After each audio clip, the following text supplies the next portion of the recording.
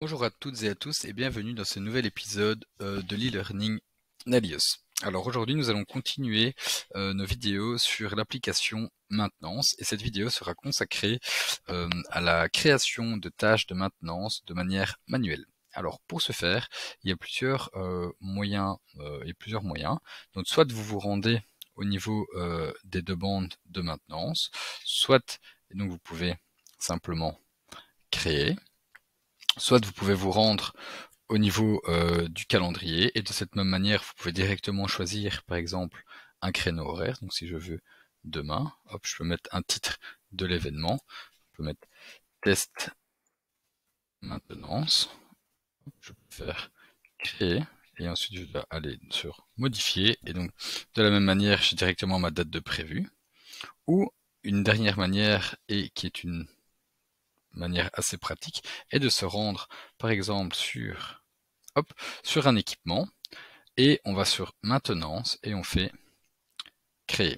Donc ça c'est la manière pour créer de manière manuelle et ensuite on n'a plus qu'à compléter. Donc on peut mettre le nom de la requête, on peut mettre le type de maintenance, corrective ou préventive, à savoir que lorsque l'on crée une tâche de maintenance de manière manuelle, on peut choisir le type de maintenance, alors que lorsqu'elle est créée de manière automatique, il la met directement en type de maintenance préventive, mais il est possible par la suite de modifier ce changement.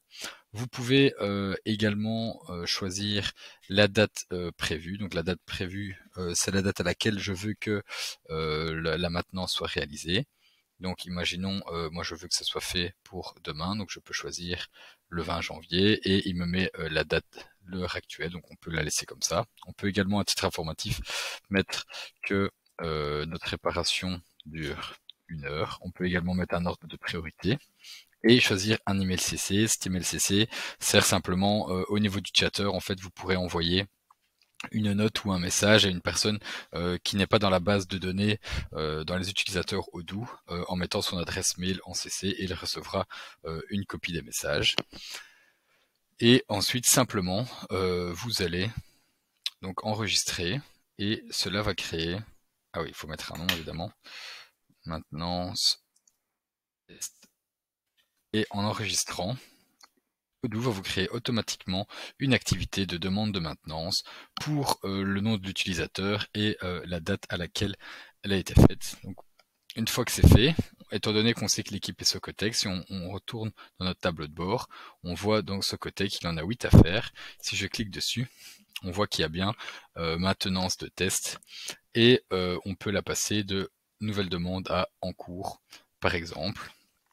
Au niveau de cette vue, on peut également, si on dit que la maintenance a été réalisée, je peux directement venir ici mettre marqué comme fait et dire que c'est fait, ou je peux simplement aller sur ce petit bouton et modifier ou planifier une nouvelle activité. Je peux également recliquer dessus et changer mes informations à tout moment. Je peux également me rendre au niveau du calendrier des maintenances et je peux facilement retrouver donc à demain ma maintenance test, voilà, qui se trouve juste ici. Je peux donc la modifier ou je peux simplement la drag and drop si je veux par exemple la passer à samedi à midi. Hop, vous voyez que je l'ai mise à midi. Et donc il me le met automatiquement, la date s'est changée, la date prévue est maintenant au 21 et l'heure a également changé. Une autre possibilité est également de dire ok ça va prendre plus de temps, donc je peux agrandir et donc automatiquement, si on va sur modifier, le temps, la durée sera passée de 1 heure à 2 heures.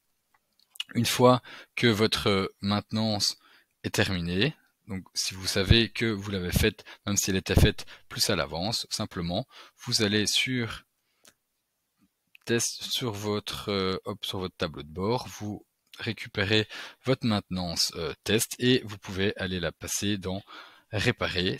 Maintenant, si vous la passez en réparer, vous voyez que l'activité est toujours en cours. Donc, ce qu'il faut faire, c'est la passer en test et en même temps, aller la marquer comme terminée. Une fois que ceci est fait, elle est bien en réparé et on sait que la requête donc de la maintenance a été réalisée. Donc voilà, donc je viens de vous montrer comment créer une tâche manuelle pour une maintenance, pour un équipement. Dans la prochaine vidéo, je vais vous montrer comment réaliser une tâche de maintenance, mais de manière automatique avec une redondance grâce à une périodicité. Restez connectés, à bientôt, au revoir.